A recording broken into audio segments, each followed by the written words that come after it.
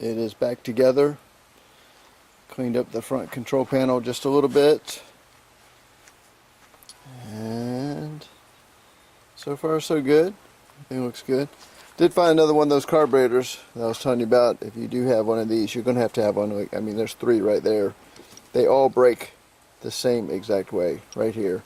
So where your stepper motor goes, it goes, and then it can't control itself, and then it just puts the generator under a massive bind, kind of causing other problems. So yeah, but it seems to be a lot of the same smaller generators use the exact same carburetor. So if you do get one of these smaller generators, might as well pick yourself up a new carburetor and a new pull start. Alright, let's see if it fires up. Alright, she's already on. Let's see what we got.